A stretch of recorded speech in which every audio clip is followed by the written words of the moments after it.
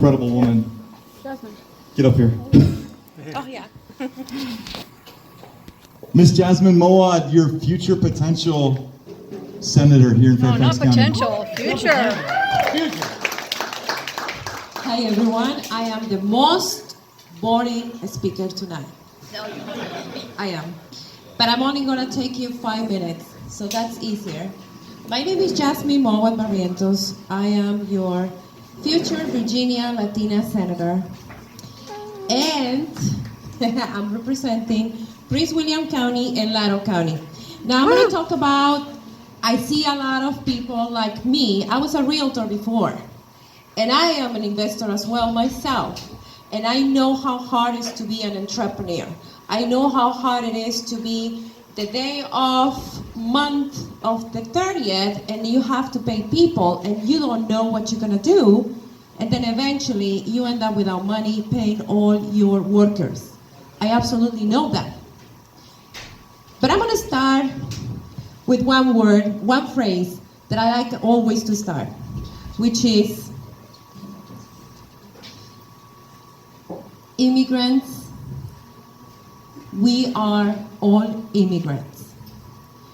I am an immigrant, I'm a woman, I'm a politician, I'm everything what America is talking about, right?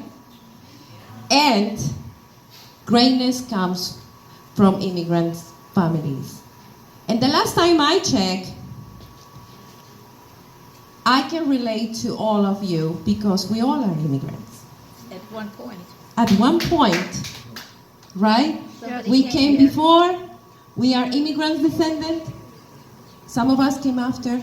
Unless you're a Native American, That's right. we all are immigrants. And that's why I've been trying to pass for 5 years driver license for undocumented Virginians. And what happened is I've been stuck. And the reason that I want to pass it was for safety, regulation, and money for Virginians. Because people is getting driver licenses anyways in Maryland and in DC. Maryland, yeah. And we're losing money. Now, talking about me, I've been raised by a military father, and he was a single father, so he has to come home, and for us, money was an issue. He has to come, cook, work, and it was always stressful when we talk about money. That's why I'm helping single fathers and mothers. It's very important, but I'm also want to let you know that my education was merit-based free education. I became a lawyer because I had the opportunity, because I worked hard on my grades, and I was able to get a free education back in my country.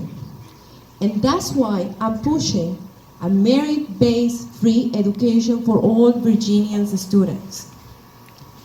And also, when we talk about education, we are the #1 country in the world, but in my work, in my field, I have to ask H-1B visas.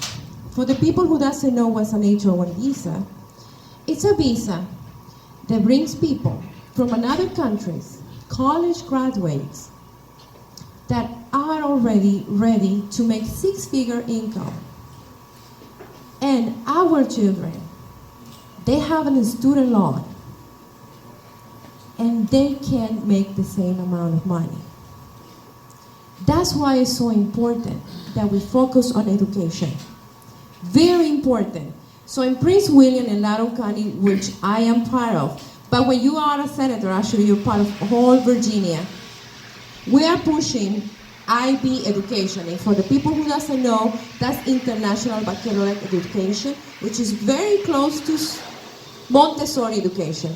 And the reason is because I want our children to be Ivy League school ready children.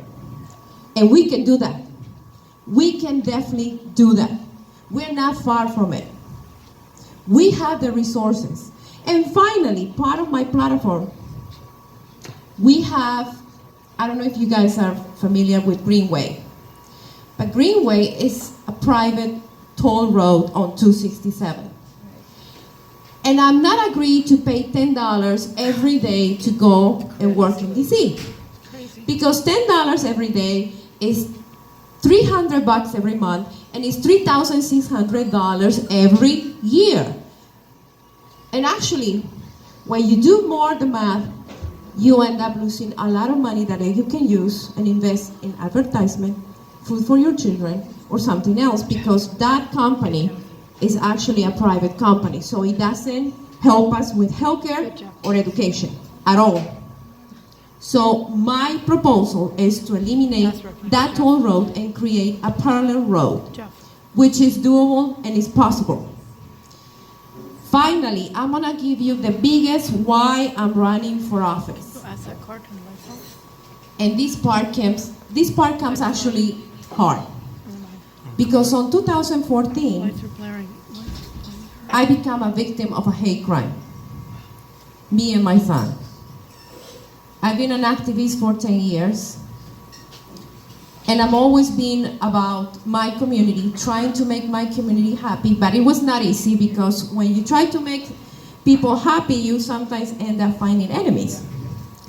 So I returned a little girl in Chevy Chase, coming back from Chuck E. Cheese, and then I faced a man, 300 pounds, 6 feet tall, who started coming after me and say that I should apologize for being late.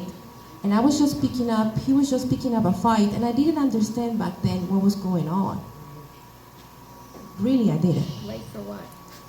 He was just picking up a fight over returning a child. Eventually, I will learn what's a hate crime. So this guy was an FBI supervisor who was off duty, who came to me and started abusing his power. My son, 15 years old back then, he said, as every son will do, protect his mother. So he put himself in front of him and say, "Fuck off, man." And that was it. My son was beaten. He had a head concussion. His kidneys started bleeding. And while he was on the floor, the guy told him, "Fucking Mexicans, why you guys don't go home?" Well, this is my home. First of all, I'm not Mexican, but this is my home. This is my home.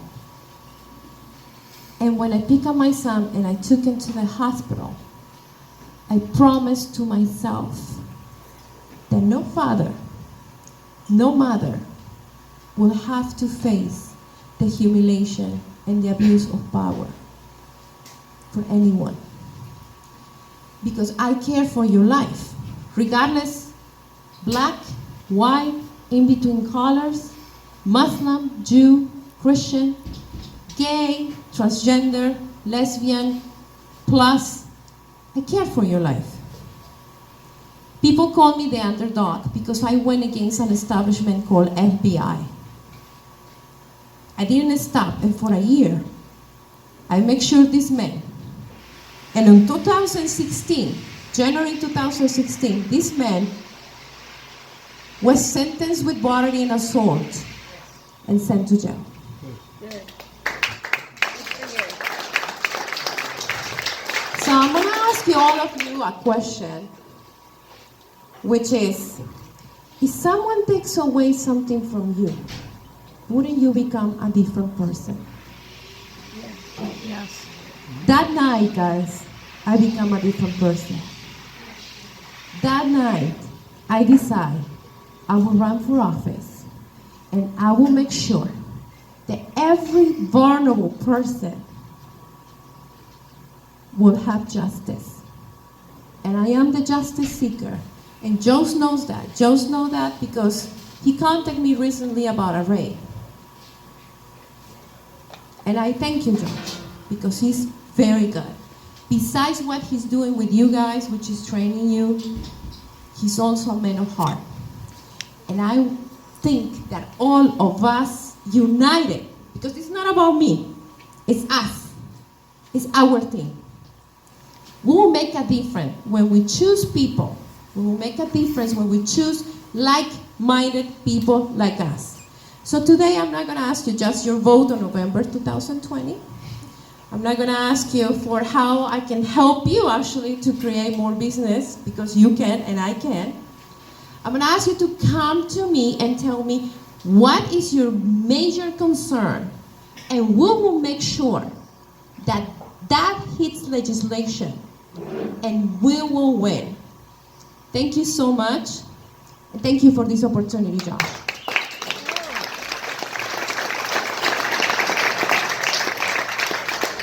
Thank you so much, Jasmine. Whatever your political position is, it doesn't matter tonight. This is just all about the person. Jasmine has tremendous heart, just like all of us do as entrepreneurs.